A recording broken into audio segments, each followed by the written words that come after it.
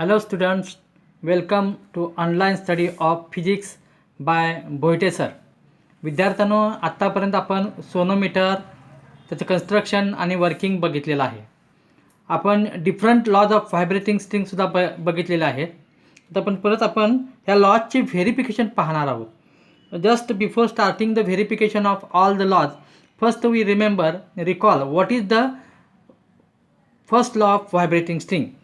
As you know that fundamental frequency of vibrating string is inversely proportional to length of vibrating string if tension and mass per unit length of string are kept constant. This is the first law of vibrating string. N is inversely proportional to L जेव्हा tension आणि mass per unit length constant असतात. विद्यार्थी मित्रांनो, आपल्याला हाच law सोनोमीटरच्या साह्यानं verify करायचा आहे. सोनोमीटर तुम्ही बघितलेला आहे. आता काय करायचं नेमकं, at first see here what we have to see. We already see that what is the construction and working of sonometer. First measure the length of sonometer, length of string of sonometer, and take the weight of length of sonometer, and from that calculate the small m. Small m, mass per unit length of the string, which is kept constant. Then add the proper weight, the hanger, suitable weight in the hanger, and calculate the tension, that is mg. Here we kept mass per unit length and tension constant. Now take different sets of tuning fork, first, second, third, fourth, and similarly of frequencies n1, n2, n3, n4, and continuously. Now what is here, take we can kept आपण tension along the string आणि mass per unit length constant ठेवलेलं आहे. आता काय करायचं आहे बघा, take the tuning fork of frequency n1. The tuning fork is hammered on the rubber pad and made into the vibrations. The vibrating tuning fork, the stem of vibrating tuning fork is held on the surface of sonometer box. The vibrations of tuning fork passes in the string. Now the distance between two bridges, the bridges P and Q are movable. Distance between two bridges so adjusted that frequency of tuning fork is equal to natural frequency of string. At that time wire vibrate with maximum amplitude and paper rider falls down. जेव्हा resonance occur होईल तेव्हा दोन ब्रिजेसमधलं अंतर जे A B आहे ते मोजूया आपण, आणि ते n1 ह्या फ्रिक्वेन्सीसाठी किती आलं, L1. प्रोसिजर कळाली का तुम्हाला. हा जो ट्युनिंग फोर्क आहे n, हा व्हायब्रेशन्स, त्याच्यामध्ये व्हायब्रेशन्स द्यायचं. व्हायब्रेटेड ट्युनिंग फोर्कचं स्टेम सोनोमीटर बॉक्सवर ठेवायचं आणि ह्या दोन ब्रिजेस अशा रीतीने ह्या दोन ब्रिजेसमधलं अंतर ॲडजस्ट करायचं की frequency of tuning fork is equal to natural frequency of vibrating string, so that wire vibrate with the string vibrate with maximum amplitude and paper rider falls down. And then measure the distance between two knife edges, and that is L1 for first the tuning fork of frequency n1. Repeat this experiment, repeat this procedure for n2, for n3, and for n4, and measure their balancing length L2, L3, and L4 respectively. It is found that from this experiment it will be observed that N1 L1 is equal to N2 L2 is equal to N3 L3, and so on. That is, the product NL is equal to constant. Product NL is equal to constant. That is, N is inversely proportional to L. आपण हे घेताना T आणि M काय केलं आहे, constant ठेवलेला आहे. समजलं का सर्वांना? Thus we can verify first law of vibrating string. मुलांना तुमच्या लक्षात आलं आहे का? फर्स्ट लॉ ऑफ व्हेरिफिकेशन करताना टेन्शन आणि mass per unit length constant ठेवायचं आहे. डिफरंट ट्युनिंग फोर्क घ्यायचे आहेत of different frequencies N1, N2, N3 respectively. पहिली प्रोसिजर सांगितलं आहे, N1च्या साह्यानं आपण व्हायब्रेटिंग लेंथ काय काढलेली आहे, L1. आणि तीच प्रोसिजर सगळ्या ट्युनिंग फोर्कना घ्यायची आहे. आणि it is observe that the product N1 L1 is equal to N2 L2 is equal to N3 L3 and therefore NL is equal to constant, that is N is equal to inversely proportional to L. This is the first law. We can verify with the help of sonometer. That is frequency of vibrating string is inversely proportional to the length of string if tension along the string and mass per unit length of the string are kept constant. Now we start the next part. Verification of second law of vibrating string. Second law of vibrating string, just we repeat here, the fundamental frequency of vibrating string is directly proportional to the square root of tension applied to the string if length of string, vibrating length of string and mass per unit length of string are constant. आता बघा विद्यार्थी मित्रांनो, same आता प्रोसिजरमध्ये थोडा बदल करायचा आहे. हा एक्सप्लेन करताना we can take the different number of tuning forks of frequencies N1, N2, N3 and N4. आता इथं आपल्याला काय बदल करायचा आहे, we cannot move the two bridges.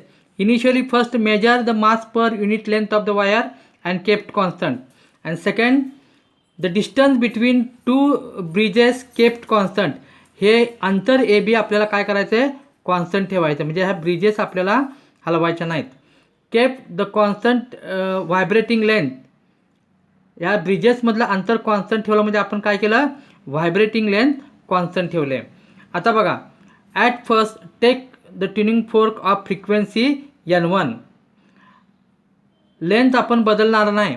The stem of vibrating tuning fork held on the surface of sonometer box and adjust the weights in a hanger. बघा हँगरमध्ये मी दाखवले तुम्हाला. Adjust the weight in a hanger so that frequency of tuning fork is equal to frequency of vibrating string and paper rider falls down. आपण हे अंतर बदलणार नाही आहोत. आपण दोन ब्रिजेसमधलं अंतर तेवढंच ठेवणार आहे ना. आपण बदलणार आहे काय, जे आपण स्लॉटेड वेट्स त्या हँगरमध्ये ॲड केले आहेत त्यांचं टेन्शन असं आपण ॲड करणार आहे की आपल्याला इथं काय आढळला पाहिजे, रेझोनन्स आढळला पाहिजे. Suppose resonance for tuning fork of frequency N1 is equal to, it is found to the tension T1. T1 ह्या टेन्शनला N1 फ्रिक्वेन्सीसाठी आपल्याला रेझोनन्स ऑकर झाला आहे. Same procedure is repeated for different number of tuning forks. N1साठी किती आलं tension, T1. Similarly N2साठी किती काढा, T2.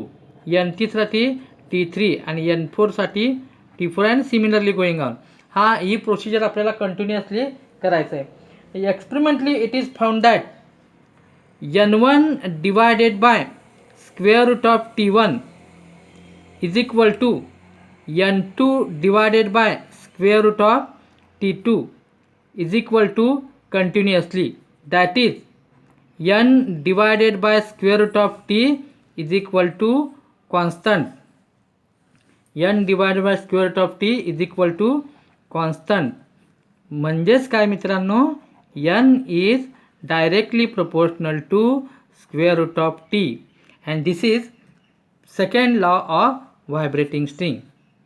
Frequency of vibrating string is, the fundamental frequency of vibrating string is directly proportional to square root of tension if vibrating length of string and mass per unit length of string are kept constant, and thus we can verify second law of vibrating string.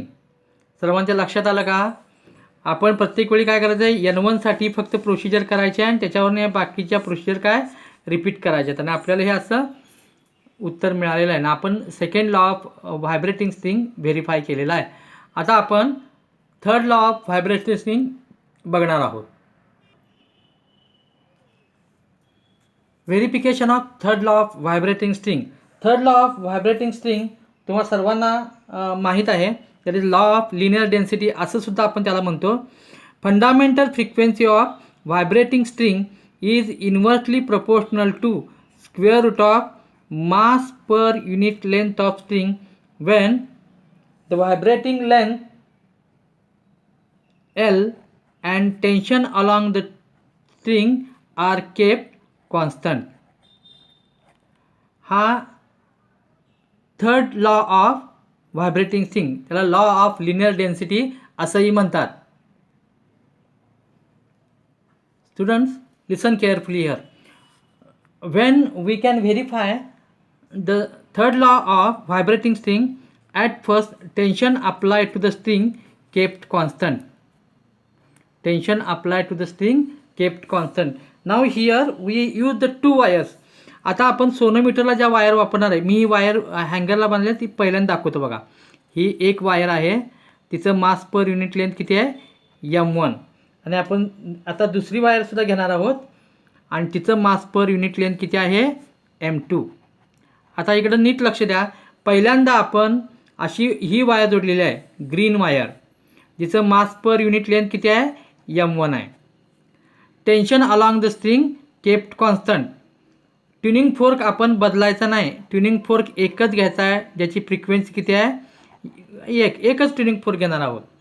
बघा आता पहिल्यांदा कुठली wire घेतली आपण, green wire घेतली. Sorry, पहिल्यांदा आपण कुठली वायर घेऊया, रेड वायर आणि त्याचं मास पर युनिट लेंथ किती आहे M1 आहे. आपण रेड वायर पहिली वायर घेतली रेड, त्याचं मास पर युनिट लेंथ M1 आहे. आता काय करायचं, tuning fork is set into vibrations and stem of tuning fork is kept on the surface of sonometer box. Then adjust the length between two knife edges so that frequency of tuning fork is equal to natural frequency of string and the string vibrate with maximum amplitude and resonance occur. Resonance आकार आपल्याला कसं कळेल, जेव्हा paper rider fall down होईल. Now measure the distance between two knife edges, measure the balancing length vibrating length L1 for the string of mass per unit length M1. Now same tension is kept constant, but we can replace the string. Red string is now replaced by green string. Tension kept constant, mass per unit length of string is M2. Now same tuning fork is set into vibrations and its stem is kept on the surface of sonometer box. Again adjust the length between two knife edges so that frequency of tuning fork is equal to natural frequency of vibrating string and wire vibrate with maximum amplitude and resonance occur. That is paper rider falls down. Measure the balancing length L2 between the two knife edges for string of mass per unit length M2. Experimentally it is found that the product L1 into square root of M1 is equal to product L2 into square root of M2 is equal to constant. हे असं आढळेल बघा. L1 गुणिले square root of M1 बरोबर L2 गुणिले square root of M2. याचाच अर्थ काय, L into square root of M is equal to constant. आता आपल्याला माहिती आहे फर्स्ट लॉ काय आहे, N. आता हा लॉ इनडायरेक्टली आपल्याला प्रूव्ह करायचा आहे. N is inversely proportional to L. बघा हे इक्वेशन आणि हे इक्वेशन कम्पेअर करा. म्हणूनच काय, N is inversely proportional to square root of m. This is third law of vibrating string, law of linear density. काय आहे? Fundamental frequency of vibrating string is inversely proportional to square root of mass per unit length if length of string and tension along the string are kept constant. विद्यार्थी मित्रांनो, आपण तिन्ही law verify केलेले आहेत. तुम्ही स्वतः एकदा तिन्ही लॉ वाचा, तिन्ही लॉ रिपीट करा, तिन्ही लॉचं व्हेरिफिकेशन करा. याच्यावर क्वेश्चन कसे येतात एक्झरसाइजमध्ये बघा, सोडवायचा प्रयत्न करा. If any queries, any doubt, please contact with Bohite sir. Thank you for watching my video.